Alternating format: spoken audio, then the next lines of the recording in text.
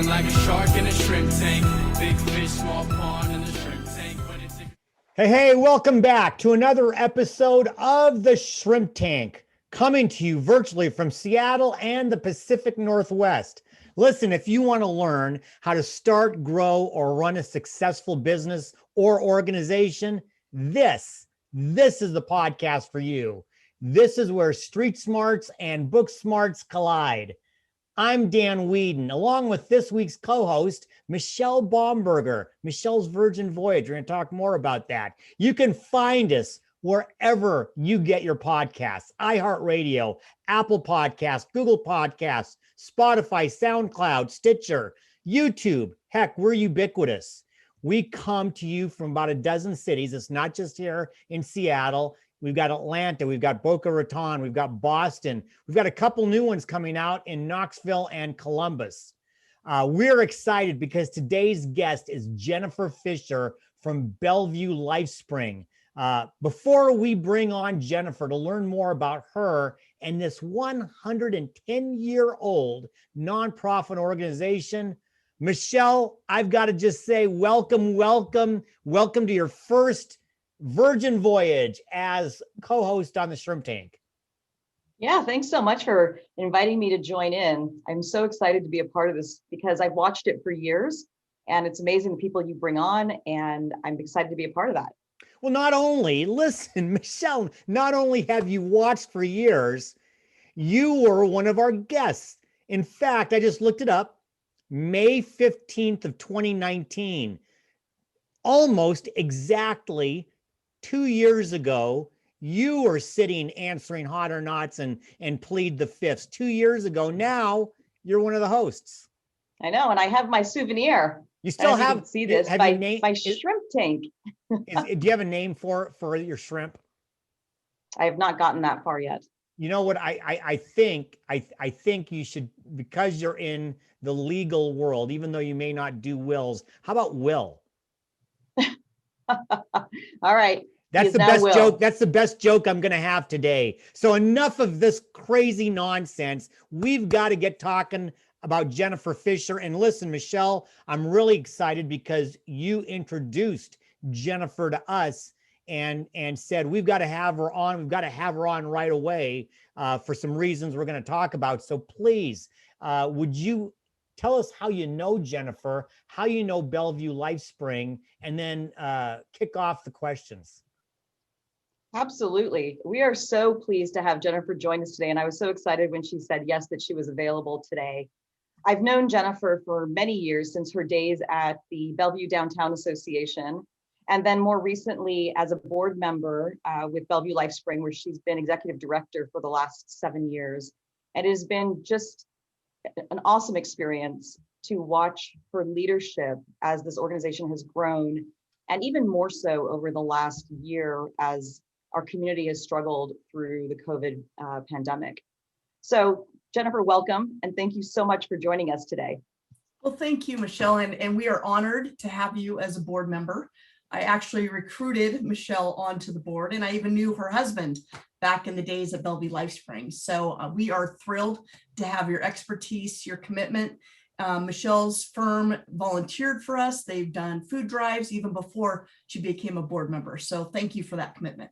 Yeah, well, it's great community organization. So one of the things that really struck me as we were looking at some of the background of your experience is, you chose a career in nonprofits, from Seafair to the Bellevue Downtown Association and now to Bellevue Lifespring. Can you share a little bit of how you came about that career path?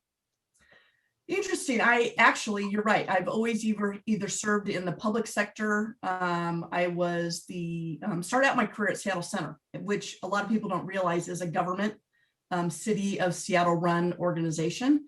And I've always had pretty amazing mentors that have walked alongside me at Seattle Center. Virginia Anderson was the director and saw something in me I didn't see myself, and promoted me to the director of marketing at that time. And I actually turned her down. And she said to me, I'll never forget this, I need you to do this, because I didn't think I had the expertise. And that is really, that one comment has really created my career path. And because of that, I've always wanted to also do the same for others. mentor, take on interns. So from Seattle Center, I was asked to interview for the Seafair job, which was sponsorships and sales. So I spent 4 years there, great organization, so fun. But I had a family at the time. And when you say goodbye to your family on Memorial Day and you re-enter in August and you miss summers, it's kind of difficult. And one of our board members at the time at Seafair was also head of the BDA, Bellevue Downtown Association. So when they had a vacancy, she asked me to apply, then I applied for that job. And I've always been drawn to nonprofit work because it's a passion and it's really about giving back to the community. So that's always been something that's been important to me. And so working at the Bellevue Downtown Association, I lived in Bellevue at the time. I love Bellevue. And so since that time, I guess it's probably 15, 16 years ago, I worked there for 9 years and then got a call from Trish Carpenter at Bellevue Lifespring and said, hey, we're looking for an executive director. And it was the first paid executive director. I said, yeah, I do. And she goes, no, I mean you. And I went, oh, and no lie, the night before my husband and I had talked about me retiring at the Bellevue Downtown Association. And then I get this call and I'm like, well, I guess that plan went out the window. And I volunteered for Bellevue Lifespring as a founding member of the Downtown Circle, which is similar to guilds for hospitals. It's community members that really want to give it back and volunteer in a deeper way. So threw my hat in the ring and here I am 7 years later. And I couldn't be more thrilled to support the community where I live. And so I've been very fortunate to be able to do that, not only at the BDA, but now here at Bellevue Lifespring. So Bellevue's my home, it's my community, and giving back has been so valuable. So Jennifer, I'm looking at your website right now, and it's a really, really good website, by the way. I am caught by your vision, and I'm going to read that for people who are watching us now or listening later. And then I want you to comment on what that means to you and for the organization. The organization's vision is no child is hungry. Every child has school clothing that makes them feel confident. Every student has access to education and opportunities for success, and all children live in a stable home. Really a huge focus on children and families. And more than anything, I'd just like you to comment. It's not really a question, but comment on that vision. It has been part of our DNA since we were established 110 years ago on Hunts Point. We always have had a philosophy of neighbors helping neighbors, and we continue that tradition today. And the organization truly is focused on the child first. And we believe that education is a pathway out of poverty. And so we focus on the child first and then the family. And those supports, the food, clothing, emergency assistance through rent support, and education are really how we believe we can get a child that is living in poverty onto a pathway of success. And for me, that focus is so important. And one of the challenges we have as an organization, as you can imagine, is that for those who are not familiar with Bellevue, it is a very affluent community, a suburb of Seattle. And if you were to look at the community, you wouldn't even imagine that any child in this community would be living in poverty or at risk of hunger. And the truth is that because of the cost of living being so high, we've really seen a dramatic increase. 20% of the students attending our Bellevue public schools are living in poverty on the federal free and reduced price lunch. And of course, we've seen that increase because of COVID, but that's 4,200 students that we support. And we know that it's not any child's desire or wish to be in the situation. We know that no parent wants to admit that they can't afford to feed their kids either. So that's where we really step in and work very closely with the Bellevue School District, hand in hand with those counselors and with the educators to say, what is the highest need in the community? What can we do to support these children? And how do we get them on to graduation and then on to some type of post-secondary education and a pathway to success? Michelle, do you mind? I have a quick follow-up to that. Is that okay if I butt in? We usually go back and forth, but I wanted to follow up on that really quickly, if that's okay. Because you actually, Jennifer, said something. I was going to ask the question later about Bellevue, because the thought about Bellevue is the affluency is there. Bill Gates lives on the east side, and Paul Allen lived on the east side, and Jeff Bezos, and all of the money is there. But that could, I would think that could potentially be a problem in trying to raise money, that people are thinking, it's Bellevue. But there's a tremendous need there, and you're in communications, getting that word out. What's been some of the challenges that you faced in doing that? Is that a question for me or for Michelle? Yeah, no, for you. Yeah, from an organization. I'm sorry.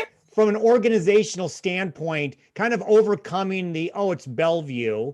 Or maybe that's not there as much. Am I overthinking that? Oh, no. Like I said, that is our biggest challenge, is awareness, because you don't see it. I often say hunger is invisible. You don't know which child has come to school being fed breakfast or not. And in Bellevue, you don't see the homeless population living on the streets, but we have 375 students that are experiencing homelessness right now. They're living in cars and church parking lots. They're in shelters. They're couch surfing. A lot of the students that we support are high school students that have either been kicked out of their homes because they may be LGBTQ, or their parents have left and they want to stay here. But 375 students that we know of, those are those that have identified as experiencing homelessness. So it's not a visible problem. And that's, I think, why awareness is our biggest challenge. So, working with our media partners, we are creating a new business plan and getting that out. We're engaging with the corporate community to really saying we can solve this together. But absolutely, when I have those conversations and say, students are, homeless, they're like, what? Not here in our community. I'm like, absolutely. So it's telling the stories and getting the word out. Our, requests for rent assistance has increased 50% since COVID hit. Requests for, our food support has doubled. So this has just increased the need for all of us to come together and support our community. Yeah, and I would echo that, being a resident of Bellevue, you talk to folks, and there's a view of Bellevue that's very limited to West Bellevue. And if you look at a map, it's a very, very large city, and the demographics are really varied and broad. And so when you look at it holistically, it's not quite as surprising, but the general impression from the outside is certainly that view of affluence. And so it is something that's necessary to overcome. But that brings me to why I was so excited to have you here today and now. Over the last year, Bellevue Lifespring has really stepped in to support kids. When you think about kids who are accustomed to getting food through the school system, and there's no school system, and their parents are not working anymore, the need has just skyrocketed. And Bellevue Lifespring has really stepped in to fill some of that in cooperation with the school district as well as on its own. But there's a new initiative or fundraising program that you guys are putting in place right now called Give Where You Live, that is particularly appealing to businesses, which is what our audience here is. And so I'd love for you to share a bit about the Give Where You Live campaign. Mm-hmm.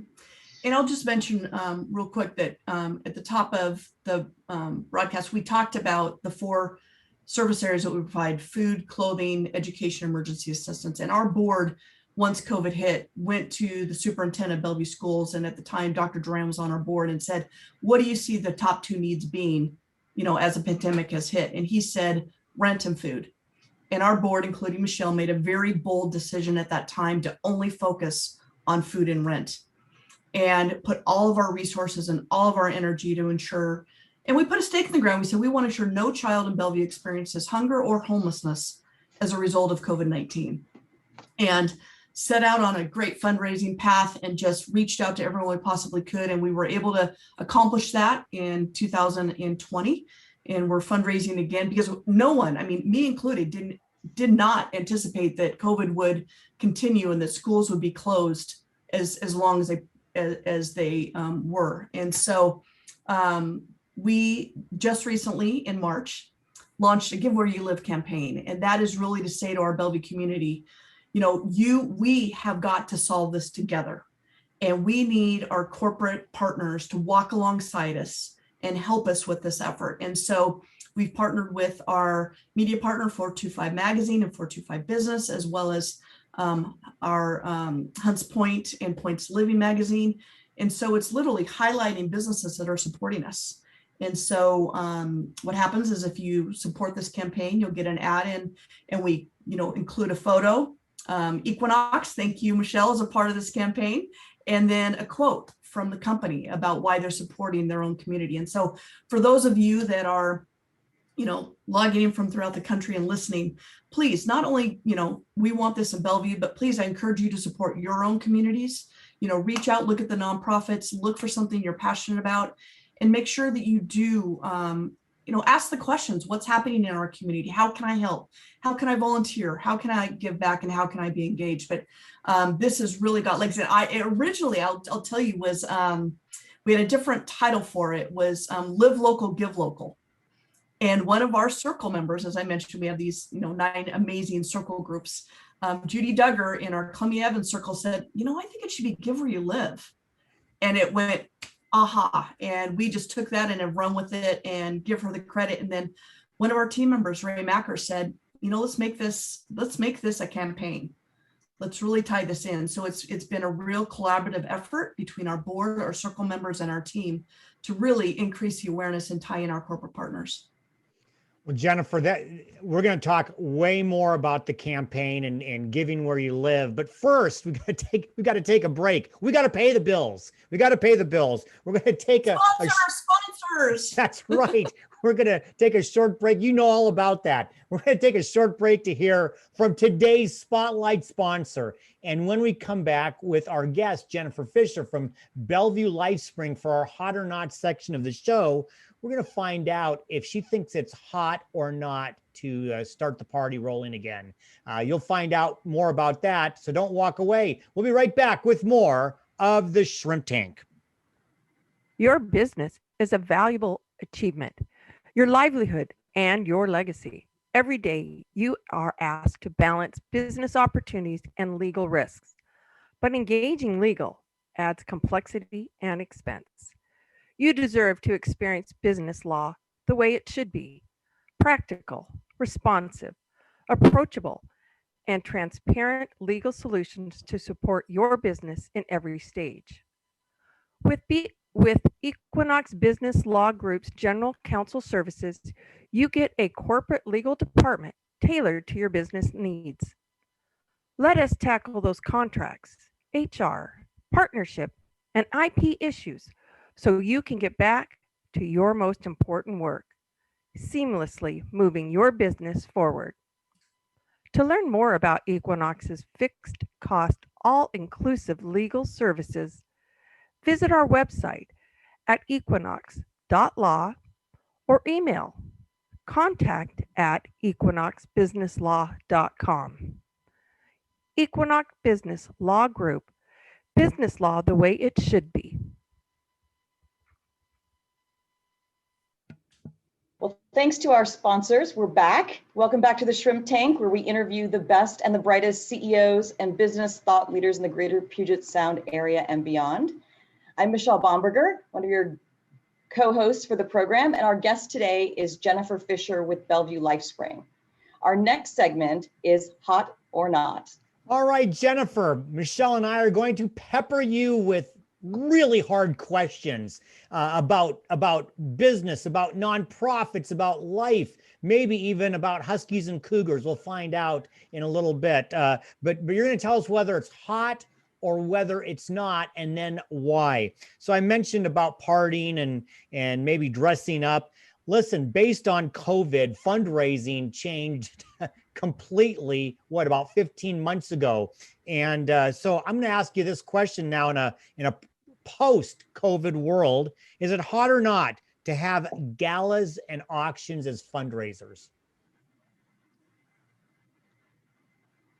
Post-COVID, hot. And I'll tell you why. Yeah. People are dying to get together. I will tell you, we are trying to plan. We've canceled, I think, now 4 in-person events. 2 of them were our annual Uncork the Night auction, and 2 now annual luncheons. And I think hot post-COVID, because we're all dying to see each other. I mean, we've been wearing sweats, we've been wearing pajama pants. It's time to get out those dresses, get on the tux, and get together. All right, hot or not, which is hotter, Seafair Pirates or Blue Angel Pilots? Oh, Blue Angel Pilots for sure. Are you kidding me? Oh my gosh, I managed the Key Bank sponsorship, and we had a private reception with the Blue Angels. Oh yeah, sorry. The Pirates, they're great guys, but those Blue Angels, whew, nothing better. You may get a couple emails from the Seafair Pirates. I just wonder, but the Blue Angels are pretty cool. The Pirates are great guys, I will say, and I actually got to go on a trip with them to Taiwan, believe it or not. They were invited to a parade, and I was the escort for Miss Seafair. And so they are behind the scenes and behind all those costumes. They are great guys. I will tell you, really took great care of me. So I've got a hot or not that, I think both of these are hot, but I'm going to ask you to maybe talk a little bit about them from a nonprofit administration standpoint. You just talked about the Give Where You Live, and you very, very nicely encouraged people wherever you live to do that. So which is hotter, individual or corporate donations, and why? Oh, I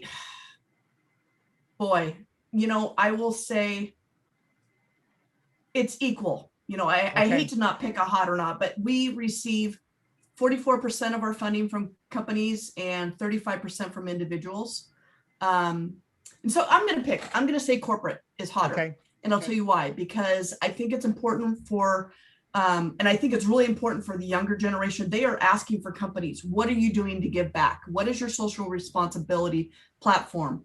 So I'm going to pick that because I think it's really important, not only for recruiting methods and for getting your employees engaged, but it also then percolates throughout the entire community. And so, companies like Equinox that are giving to our Give Where You Live campaign, people see Michelle and see her giving, and then those are her friends, those are her families. So I'm going to pick companies on that one. All right. It's a great opportunity to reach out to a broader audience through the corporate donations as well. And it's been fun to work with your team to find different partners who are already giving or maybe lost an opportunity to give this last year through the luncheon. And this is a great new space for them. So, All right, here's another one. Hot or not, family volunteering versus individual volunteering. What do you think, and what are you seeing as trends? Family volunteering for sure, because it sets a tradition of encouraging young people and be able to see and model what that looks like. And so we have a holiday adopt a family program where we match families with, this will be post-COVID, with families in the community. And so you can go and shop for specific items that they're needing. And so to have that tradition and to pass that along to the younger generations is definitely something that we see. And, I know you, Michelle, are very active in the city and in the community with the youth council. And we even have a youth council involved with Bellevue Lifespring. And so they are innovative. They have great ideas. They're leading with technology. And so to get the younger folks involved is so, so important. So definitely family. So Jennifer, we touched real briefly on COVID just a second ago, and it just seems like every guest we've got to talk a little bit about that. COVID certainly impacted organizations and individuals. What's the toughest thing that, what are some of the biggest challenges or the toughest challenge that you faced during COVID? Me personally, you and the organization, so you can choose each. I'll do both. For the organization, it was, the challenge was getting very laser focused. And when schools closed and kids weren't receiving the federal free and reduced price lunch at school, we were able to raise $2 million to provide food vouchers to families that couldn't afford to feed their kids. And that was really that effort of ensuring no child experienced hunger. And we know that food vouchers are much more important because it gives a family the dignity to shop for what fits their own nutritional and cultural preferences. Whereas if you get a box of food and you're gluten-free, you're not going to eat the pasta, or you have a peanut allergy, you're not going to eat the peanut butter, or your culture doesn't eat canned meat, you're not going to eat the canned lasagna or the canned tuna. I mean, we used to distribute food boxes 2 years ago. And after one meeting, realized that with Bellevue is one of the most diverse cities in our state, more diverse than Seattle. And so we have like 82 languages spoken in our school district. So we really know that as an organization, when COVID hit, it was so important to step up our game and really laser focus on those two efforts. For me personally, and I haven't shared this really other than with the board knew about this and my immediate friends, but I had a real personal challenge during COVID in that I was diagnosed with breast cancer on September 30th. And I think I'm going to share this because I'm encouraging anyone that's listening to please do not put off your annual mammograms, colonoscopies. And mine was caught very early. I'm a cancer survivor. It was caught early in September on my annual mammogram. I got the diagnosis September 30th. I had a lumpectomy December 14th, and then 15 rounds of radiation. And, by February, I was cancer free. But if I had put off that mammogram, I just think to myself, if I would have waited a year or two, this story and this ending would have been very, very different.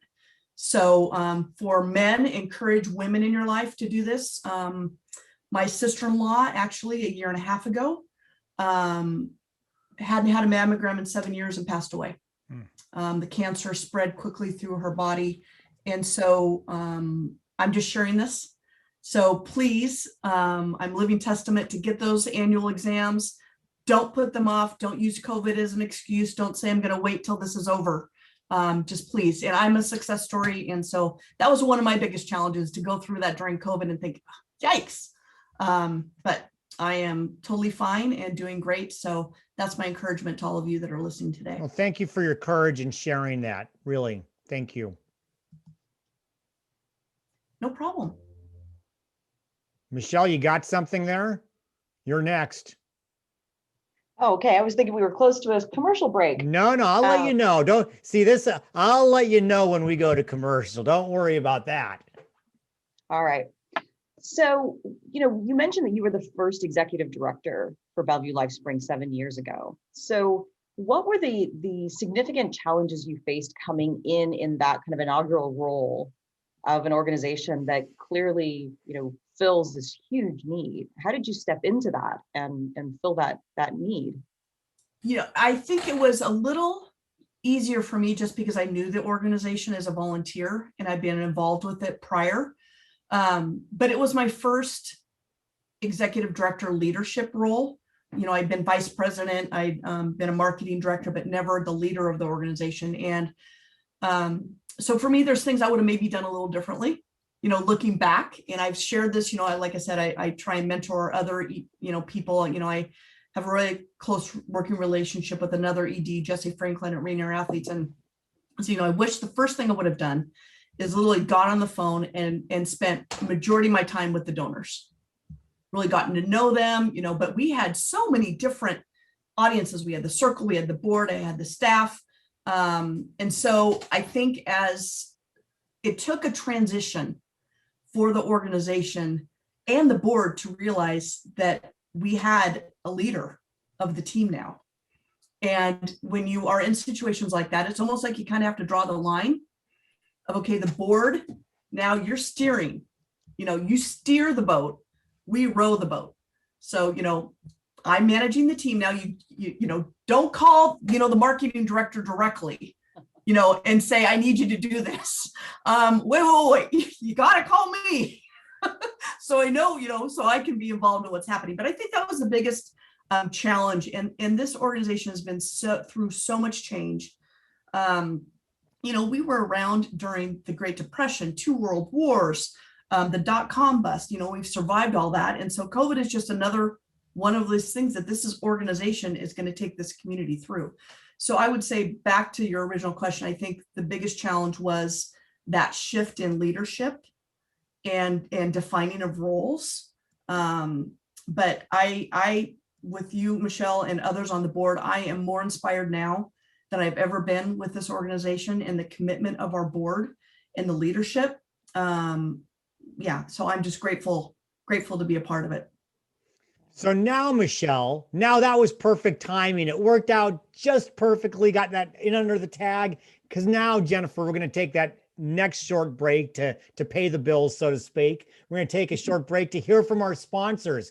When we come back with our guest, Jennifer Fischer with Bellevue Lifespring for our famous Plead the Fifth section of the show, we're going to find out what she would give as advice to other school districts to do from what she's learned from Bellevue. So don't walk away. We'll be right back with more of the Shrimp Tank. Plead the Fifth is brought to you by our corporate sponsors, Ideal Life 360, Cornerstone Financial, First Underwriters Insurance, Kitsap Sun Newspaper. Please visit our website at www.shrimptankpodcast.com/Seattle to learn more about these terrific companies. Now, back to the show. Welcome back to the Shrimp Tank, where we interview the best and brightest CEOs and business thought leaders in the greater Puget Sound area and beyond. I'm co-host Michelle Bomberger. Our guest today is Jennifer Fischer, Executive Director of Bellevue Lifespring. And our next segment is Plead the Fifth. We're going to turn up the heat a little bit. Jennifer, we're going to ask you some harder questions, and you get to plead the fifth once, but just once. So if you do plead the fifth, then I might start asking some Husky Cougar questions. We'll just have to find out. For those listening, I'm a University of Washington Husky. Jennifer is, heck, you grew up in Pullman, right in the middle of the Palouse, and went to school locally at Washington State. So we're bitter rivals on the football field, but all joining arms together to help Bellevue Lifespring and other great nonprofit organizations. So that is great. Now, listen, plead the fifth. I want to ask you this. You've mentioned Bellevue School District and your partnership. What can other school districts copy that the Bellevue School District is doing for children who are living in poverty? I would say that the district has what's called Family Connection Center employees, and they are in the highest need Title I schools, and they are the interface between what we do and the families. And these family engagement specialists are really there as a resource. And if a family has a need for food or other resources, they connect those individuals and those families with community organizations. And so they are critical to our work. Melissa Slater leads that group. I'm in constant conversations with her every day. We're texting, I'm like, how many gift cards do you need for food? I'll literally drive over and drop off, food vouchers and gift cards so that we are supporting those families. So I think that is so critical and so important. Great. So plead the fifth. There's been a lot of talk about going back to normal. And when you think about what changes you made over the last year, what won't you take back to the old normal? We are not going to be in full person 5 days a week with our team. We have been remote. I remember we were supposed to have our annual luncheon in March on a Thursday, and on Monday I sent the entire team home. Our board came together the week before, made a bold move to cancel that event. And I remember saying to the team, take the plants. I don't know when we'll be back together. And I, at that time, quite honestly, thought, okay, maybe this summer, maybe September. And they remind me that was a year ago. And so our team has worked, and I encourage any executive leader to really listen to your team, to ask them, what do you need? What do you want moving forward? I've heard of some organizations that are requiring them, all to come back 100%. And from a retention standpoint, I know that if I were to require my team to come back 5 days a week, they're like, yeah, no, I'm out, because I can go work somewhere else where I have this flexibility. So I really encourage you to listen, to be flexible. And so I'm right now looking at probably September and maybe 2 days a week. But really, no, yeah, that will, we definitely have to have a physical presence. So we will not be full remote, but yeah, not back 5 days a week requirement, 8 to 5. Jennifer, I'm going to preempt really quickly, or just the plead the fifth, because I have a question that I wanted to ask in the last segment, didn't get to, because it's something that you said in our first segment that caught my attention. So I'm in the Paulsbo Rotary here. I live over in Paulsbo, and I'm active in Rotary, and we have been working on a DEI series. We've been really focused on diversity, equity, inclusion, and access. That goes into it as well. And yesterday's program was on the LGBTQ community. And you mentioned in the first part, when you were talking about children that were homeless because they may identify in the LGBTQ community. And I think I don't want to say it's overlooked, but I think that doesn't, okay, I'll say it. I think that gets overlooked. Could you talk a little bit more about kids, young people who, because of how they identify, are really struggling, and how your organization can help them? It's a really good question. And that is, I would say, the majority, of those unaccompanied minors that we are seeing experiencing homelessness and couch surfing, because their parents, for whatever reason, have decided that they don't support the lifestyle or the gender that they have selected. And so we are working really hard on DE&I. We just created a committee.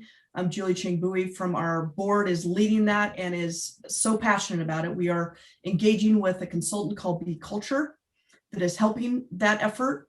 And I think it's so important to meet our community where they are. And I know that's so important to me and my team. And that when it comes to serving children, you have to serve all in an equitable fashion, which means meeting them where they are. And we are looking at that right now and ensuring that our programs are distributed that way. 50% of the parents that we serve are single parents. And so how difficult is that during COVID to be able to support your children when they're remote working or learning and you can't work? And so that would be my advice, is you have to accept and meet people where they are. And regardless of your bias, and we say that at Bellevue Lifespring, it doesn't matter what you think personally, but when you come to the board and when you come to this work, we are inclusive and we're equitable. So that's the work that we have to do together as a community. And I think we're so fortunate to live in an area of the country that is much more accepting and inclusive. Yeah, so that brings up a question I was going to ask you earlier as well. The work that you do is so emotionally taxing, maybe not the right word, but emotionally draining, I would imagine. How do you balance that with the work that you do? I try and have an optimistic approach, that we are giving families and children hope and optimism through our work. And we have two amazing individuals, Carlos and Laura, who are human service administrators that are working with the families directly. And through their work, there's help on the other side of the phone. When they call, Carlos and Laura are so empathetic, so compassionate. Require those staff members to speak Spanish, because 50% of the population that we serve are Latino.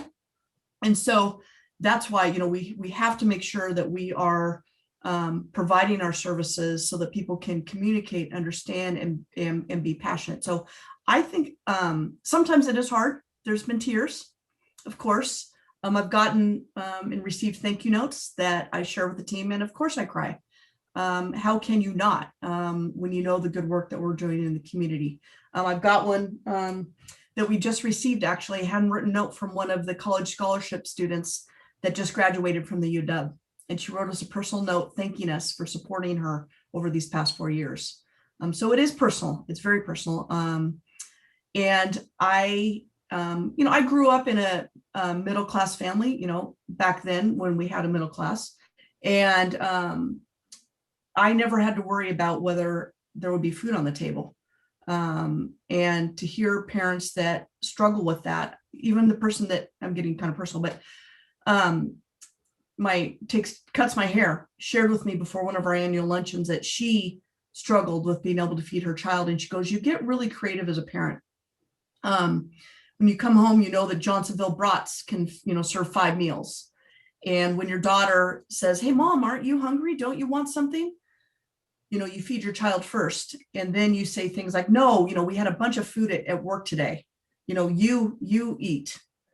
So they are and every family has a unique story and a different situation. And so that's why we really want to make it personal and let them know that we're here to help. Wow, that's really powerful. I hope that people listening and watching this are impacted when they hear that and help your campaign. However, now I got to ask you the toughest plead the fifth you're going to get today, probably. Are you ready for it, Jennifer? Because I'm asking everybody this year this question. Okay. You get to start a business. Now I know you're basically, as executive director, you're like the CEO. You're running a business, you got a board of directors, but in addition to that, I'm saying, Jennifer, you're going to start a business and the business is going to be based on a hobby. What hobby would you just love to turn into a business if you could? I have to plead the fifth because I have no hobbies. Oh, no, you can't plead the fifth to that one. You got to, what do you like to do? You got to have a hobby. You got to have one thing. I have no hobbies. This is why I can't retire. People say you can't retire. Okay, I have to pick one. You got to have you got to pick one. I know. What hobby could I make money? I didn't say you had to make money. I said you just had to turn it into a business. Good at cleaning, but that can't be a hobby. Okay. I'll pick gardening. Okay. We'll take gardening. You do a little bit of gardening, then it sounds like. I like to mow the lawn and edge. Okay. Because it's instant satisfaction. Once you mow it, it looks so pretty. And then once you do the edging, that's why I like to vacuum. It's instant gratification. I knew this was going to be the hardest question. I was going to say, I'll give you my address and you can come over anytime you want. Plus, we have a small yard, so that helps too. That's great. I need a hobby. I mean, people have picked up all these great hobbies during COVID, and I'm just like, I don't know. My hobby is my work, which is not good. Well, you're doing great work. Thank you. Well, I'll segue from that comment. What are your favorite shows to binge watch? We've all sort of picked up our TV habits over the last year. Any recommendations? Oh, we can't wait for Yellowstone to come back. And I think that's coming back in June. I'm trying to think the other one that we completely just finished. But yeah, that's the main one and then I'm trying to pick up other ones. We finished Entourage. That was early on in the pandemic. We have to find something that is a balance between my husband and myself, because he likes the violence, and then I like, the rom-com. So it's got to be kind of something in the middle that isn't too violent. So those are the two that we've completely, and there's so many out there. I'm telling you, I'm trying to remember the last one we just watched where he was taken hostage. Anyway, we'll keep going and I'll come up with it. I'll remember the name of it. All right. Well, with that, we will wrap up today. Jennifer, thank you so much for joining us and for being a guest here on the Shrimp Tank. For our listeners, if they want to get in touch with you, what is the best way to reach out to Bellevue Lifespring, either to learn how to volunteer or to donate? What's the best contact? BellevueLifespring.org, and it's BELLEVUE, lifespring.org. And there's a little orange button at the top right corner that says donate. My email is jennifer@BellevueLifespring.org. So I'm happy to have a conversation. Email me. My cell is 206-856-2731. Give me a call. So I would be really happy to engage. If anybody is listening and wants advice, like I said, I am more than happy, for those folks that are looking to get into this nonprofit world, to provide my thoughts and my advice. So yeah, thank you for having me today. It's been really, really fun. That's great. Thank you again so much. So make sure you check out all the replays on shrimptankpodcast.com/Seattle or wherever you get your podcasts. iHeartRadio, Apple, Google, Spotify. We're, as Dan said, ubiquitous all over. Please also follow us on our show's social media pages on YouTube, Facebook, and Instagram. Well, Jennifer, again, thank you very much. Michelle, thank you. Next week, Algernon Sperber is going to be my co-host, and on June 2nd, we'll be live streaming at noon with our guest, Monica Blackwood. Monica is the CEO of West Sound Workforce. She's also a return guest. We have a very special show that we're going to talk about, geared to all Washingtonian W-2 employees. We're going to be talking about the Long-Term Care Trust Act. And trust me, there's been a lot of fits and starts and moving parts to it. So you're not going to want to miss that. Again, Algernon Sperber and I will be interviewing Monica Blackwood, West Sound Workforce, on June the 2nd, right here on Facebook, on our Facebook live stream page. So for right now, please be safe, be well, be prosperous, because until next week, the shrimp is back in the tank. So long. I've been feeling like a shark in a shrimp tank. Big fish, small pond in the shrimp tank.